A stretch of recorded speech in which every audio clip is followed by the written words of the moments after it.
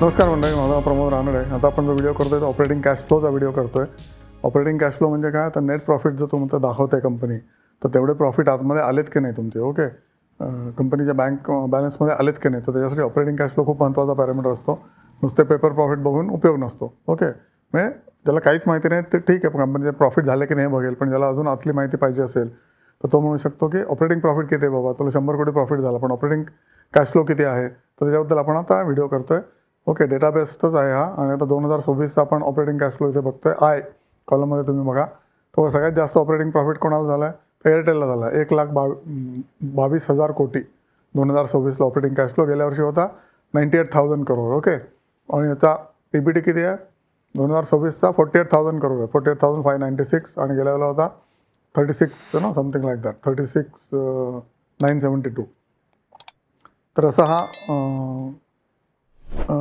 2026पासनं आपण सॉर्ट केला. 2026चा operating cash flow एअरटेलचा सगळ्यात जास्त आहे. त्याच्यानंतर कुठला आहे, इंडियन ऑइल, इंडियन कॉर्पोरेशनचा 76,000 कोटी आहे. त्याच्यानंतर आहे तो हुंडाई मोटर्स. ओके, 71,000 कोटी. आणि हुंडाई मोटर्सचा बघा एक्सपोर्टच बेनिफिट ह्याला खूप आहे, कारण याचे भरपूर जवळजवळ 70% गोष्टी एक्सपोर्टच होतात, गाड्या एक्सपोर्टच होत असतात, भारतात बनतात, म्हणजे make in India and made for world. Okay, तसा हुंडाई मोटर्स. ओके, हा सुद्धा सध्या 1700-1800ला होत आहे महिन्यापूर्वी, मे बी आता परत वरती गेला असेल. तर सगळे टॉप नॉच शेअर्स आहेत. Okay, ICICI bank, TCS. Okay, TCSला सुद्धा आता एवढा पडला आहे तरी ऑपरेटिंग कॅश फ्लो 2026चा 52,000 कोटी आहे. आणि गेल्या वर्षी किती होता, 49,000 करोड होता. तर इथे 3,000 कोटी वाढलेला आहे.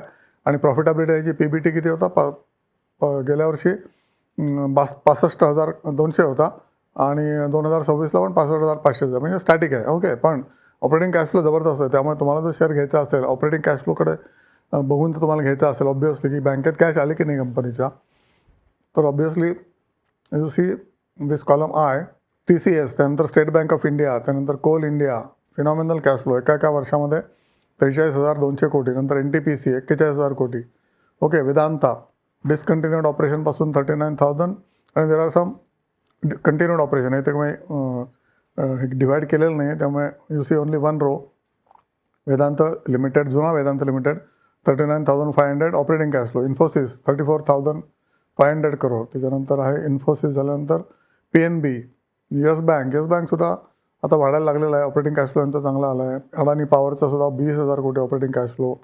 ओके, आणि PBT बघा इकडे 15,000 कोटी PBT आहे. आणि याचा ऑब्व्हियसली PE जर तुम्ही बघितला तर 34 PE आहे. ओके, सगळ्यात स्वस्त कुठला आहे सध्या, coal India. Okay, PE 8.8. Oil IOCL हा डिव्हिडंड यील्ड शेअर आहे, PE फक्त 4.8. त्यात आपण हे नको बघूया, एकच शीट आहे मी तुम्हाला दाखवतोय वेगवेगळ्या पॅरामीटरनी. त्यात आपण फक्त ऑपरेटिंग कॅश फ्लो बघूया 2026चा. ओके, तर नंतर PNB झाला, त्यानंतर अडानी पोर्ट्स 20,000 कोटी. Okay, phenomenal. गेल्या वर्षी कम्पेअर केला तर तुम्ही 17,000 कोटी आहे. You can see this in multiple angles. Okay, गेल्या वर्षीचा ऑपरेटिंग कॅश फ्लो 25चा किती होता वर्सेस आत्ता किती आहे. ओके, तर अडानी पोर्ट्सचा 20,000 कोटी यावर्षी, गेल्या वर्षी 17,000 होते. नंतर HCL टेक, याचा पण गेल्या वर्षी होता 22,000, यावेळेला कमी आला, 20,000 कोटी आला. ओके, त्यानंतर आहे ITC लिमिटेड. ITC लिमिटेडचा पण 17,000 कोटी यावेळेला, गेल्या वेळेला पण ऑलमोस्ट तेवढाच होता. ओके, तर त्याच्यानंतर बघूया कुठले शेअर्स आहेत ऑपरेटिंग कॅश फ्लो जे फिनॉमिनल आले आहेत. Okay, more than 10,000 करोडचे. ओके, तर नारायण हृदयालय सडनली ते ड्रॉप झाले 2026 operating cash flow. ITC Tata Motors 15,000 कोटी, गेल्या वेळेला फक्त 8,500 कोटी होता. Okay, Tata Motors is coming up ना विथ बिग बँग. ओके, तुम्ही बघितलंच असेल यावेळेला त्यांची टू व्हीलर विक्री प्रचंड जास्त झाली, राईट. 67% जास्त झाली टू व्हीलर्सची विक्री गेल्या क्वार्टरमध्ये. आणि ट्रक्सची विक्री पण जवळजवळ 15-20% जास्त झाली, राईट. नंतर Mahindra and Mahindra. Okay, this come out like anything. Operating cash flow 11,700 कोटी. नंतर गेल्या वर्षी होता फक्त 3,100 कोटी. मदरसन सुमी 11,000. HAL 11,000, गेल्या वर्षी 13,000 कोटी होता. नंतर HUL 11,000. नंतर ऑइल इंडिया 10,600, गेल्या वर्षी होता 11,600. हे सगळे 10,000च्या पुढचे ऑपरेटिंग कॅश फ्लो एका वर्षामध्ये असे शेअर्स आपण बघितले. आता थोडं खाली जाऊया. बजाज ऑटोचा 9,000 कोटी आहे. एशियन पेंट्सचा 7,100 कोटी आहे. कॅनरा बँकेचा 7,800 होता. कॅनरा बँक पण सध्या 120ला इज स्टील. DLF 6,300 कोटी कॅश आले. ओके, आणि ऑपरेटिंग प्रॉफिट किती डिक्लेअर केला, 2,931 कोटी 2026चा प्रॉफिट. त्यामुळे DLF किंवा all real estate companies are collecting advance from the people आणि they are booking the revenue only after the possession is given, right. त्यामुळे नेहमीच त्याचा कॅश फ्लो रिअल इस्टेटचा जास्त चांगला असतो असं माझ्या ध्यानात आलेलं आहे. तुम्ही पण ह्याचा अभ्यास करा. ओके, टाटा पॉवर पण 6,000 कोटी यावेळेला ऑपरेटिंग कॅश फ्लो, गेल्याला मात्र जबरदस्त 12,000 कोटी होता. त्यामुळे पण हा शेअर थोडा घसरला असावा. आणि PBT पण कमी झाला आहे, 4,700 कोटी यावर्षी झाला, गेल्या वर्षी होता 6,600 कोटी. ओके, त्यानंतर पुढचं आपण कॅश फ्लो बघितलं तर BHEL 5,800 कोटी, नंतर टायटन, IOB, नंतर NMDC लिमिटेड. ओके, नंतर नेस्ले 5,000 कोटी, गेल्या वेळेला 3,000 कोटी होतं नेस्ले, राईट. त्याच्यानंतर आहे बँक ऑफ इंडिया आणि पेट्रोनेट LNG या. आणि इकडे जर तुम्ही बघितलं या कॉलममध्ये तर ऑब्व्हियसली 25 आणि 26चे प्रॉफिट कंपॅरिझन केले. ओके, तर टाटा मोटर्सचा प्रॉफिट 37% वाढला आहे, महिंद्रा अँड महिंद्राचा 33% वाढला आहे, मदरसन सुमीचा फक्त 60% वाढला आहे, हिंदुस्तान युनिलिव्हर अदर आयटम असल्यामुळे, अदर इन्कम असल्यामुळे 41% वाढलेलं दिसतं आहे, फुगलेलं दिसतं आहे, विच इज नॉट राईट. बिझनेसपासून त्यांचा प्रॉफिट जेवढाच तेवढाच होता असं मला वाटतं.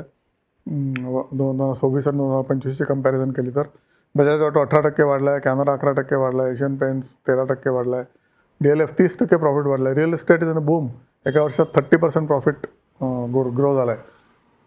त्यानंतर BHELचा पण तिप्पट झाला आहे प्रॉफिट एका वर्षात. आहे बघा, 700 कोटी होता तो 2100 कोटी झाला BHELचा. No wonder BHEL share has gone from let's say 150 to 300 in just span of 6 months.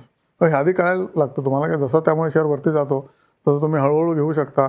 जसं BHEL जसा वरती जायला लागला आणि तुम्हाला कळलं की एका आठवड्यानंतर जर ब्रेकआउट झाला आहे किंवा टेक्निकल जर तुम्हाला माहीत असतं तर तुमच्या टेक्निकल एक्सपर्टला तुम्ही विचारू शकता आणि then you can take the action. Okay, तर BHELचं तुम्हाला जरी तुम्ही 200ला घेतला असता तरी तुम्हाला आता 300ला तो झाला असता शेअर आणि you'd have been in profit. Okay, जबरदस्त वाढला आहे. त्यानंतर टायटन इंडस्ट्रीसुद्धा 1.5 प्रॉफिट झाला, राईट, एका वर्षाची कंपॅरिझन केली तर. ओके, आणि bank of India some mistake over here, mistake नाही, बरोबर आहे. हा गेल्या यावेळेला 10,000 कोटी असेल, सॉरी एंट्री मिस्टेक आहे. यावेळेला 10,000 कोटी आहे, गेल्या वेळेला 9,700 कोटी होता, म्हणजे 110% एक्स्ट्रा झालेला आहे. ओके, त्यानंतर PLLचं सांगितलं तुम्हाला मी. ओके, नंतर आयशर मोटर्स प्रॉफिटॅबिलिटी जबरदस्त 22% वाढली आहे आणि कॅश फ्लो पण 5,000 कोटी 4,700 कोटी आहे. बजाज होल्डिंग, नंतर अडानी विल्मर ॲग्रो, ही पण कंपनीची प्रॉफिटॅबिलिटी कमी झाले, पण 15% कमी झाले प्रॉफिटॅबिलिटी, पण कॅश फ्लो मात्र चांगला वाढला, ऑलमोस्ट डबल झाला आहे. 21,000चा 4,000 कोटी झाला आहे, 2100 कोटीचा 4,000 कोटी झाला आहे. वरुण बिव्हरेजेस, ओके, ही पण एक बिव्हरेज कंपनी आहे, पेप्सीची सबसिडरी आहे वरुण बिव्हरेजेस, तुम्हाला माहिती असेल. नंतर खाली गेल्यानंतर 3,000 कोटी MCX आहे. MCXचा सुद्धा जबरी ऑपरेटिंग कॅश फ्लो वाढलेला आहे, 2.5 पट झाला आहे एका वर्षामध्ये. गेल्या वर्षी होता 950 आणि यावर्षी झाला आहे 2,300 कोटी, सॉरी 3,000 कोटी, लाईक 2.43 टाइम्स. नंतर सिमेन्स एनर्जी दुप्पट कॅश फ्लो झाला आहे. ओके, ऑपरेटिंग कॅश फ्लो आणि प्रॉफिट तुम्ही डाव्या बाजूला बघताच आहे, प्रॉफिट रेशोज, राईट, 2026, 2025 आणि त्यांचा ratio. Tata Motors PV, okay, ह्याचा पण प्रॉफिटॅबिलिटी CVला गेला आहे. बहुतेक कंपनी डिमर्ज झाल्यामुळे CVला जास्त ऑपरेटिंग कॅश फ्लो दिला आहे, त्यामुळे ऑपरेटिंग कॅश फ्लो PVचा इथे कमी दिसतं. 13,000 कोटी गेल्या वर्षी होता, यावेळेला 3,000 कोटीच दाखवतं. डीमार्ट एव्हरग्रीन, फॅन्टॅस्टिक, आत्तासुद्धा रिझल्ट आले डीमार्टचे, चांगले रिझल्ट आलेत जून क्वार्टरचे.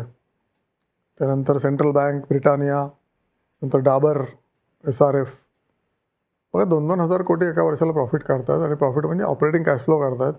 अजून काय पाहिजे तुम्हाला? आता ह्याच्यामध्ये जर आपण बघितले तर लो कुठले आहेत बघा. डाबर तर लो होता, आता गेल्या इराण युद्ध संपल्यापासून किंवा वॉट एव्हर इट इज ना, तह झाल्यापासून हा शेअर पण 50 रुपये वर गेला. नंतर डाबर 424ला आलेला होता. त्यानंतर वरुण बिव्हरेज पण 500च्या खालीच आहे अजूनसुद्धा.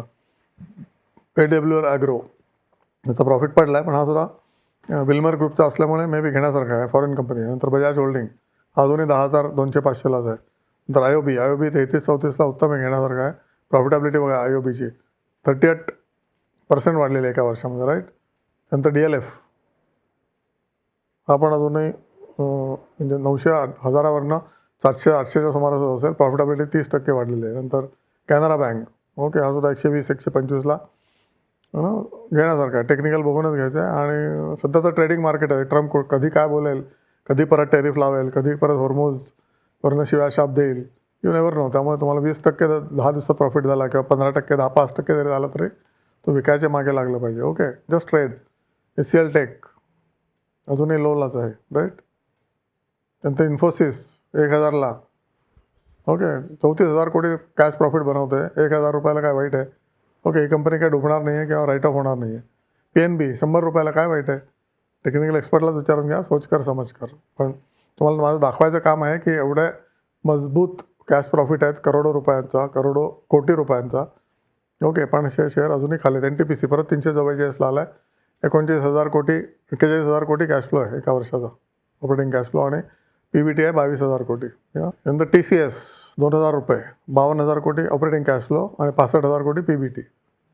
ओके, तर बऱ्याच लोकांनी IT ची ऑबिच्युरी लिहून टाकली की आता मेली IT कंपन्या गाळात म्हणजे शून्य होणार त्या.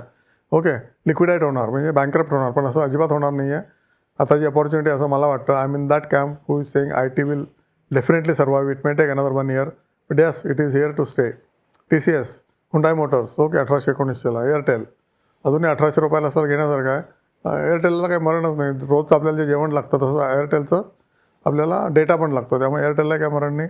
त्याचे रेट्स सारखे वाढणारच आहेत, कारण डिमांड जशी असेल त्याप्रमाणे रेट्स वाढणारच आहेत. ओके, तसे ऑपरेटिंग कॅश फ्लोची स्टोरी आहे. आणि हा जो व्हिडिओ तुम्हाला आवडला असेल तर लाईक करा, सबस्क्राईब करा आणि पुढे पाठवा. ऑपरेटिंग कॅश फ्लो सगळ्यात इम्पॉर्टंट आहे इन कंपनीज परफॉर्मन्स. ओके, म्हणजे शो मी द रोकडा. ज्या कंपन्यांच्या ऑपरेटिंग कॅश फ्लोच्या फिगर्स जबरदस्त जास्त चांगल्या आहेत. ओके, त्यामुळे कंपन्या बुडणार नाही. जर तुमचा ऑपरेटिंग कॅश फ्लो नसेल, नुसताच PBT पेपर प्रॉफिट असेल, तर over a period of time you will be sunk. Okay, the company will be liquidated. Okay, hope तुम्हाला कळते मी काय सांगतोय ते.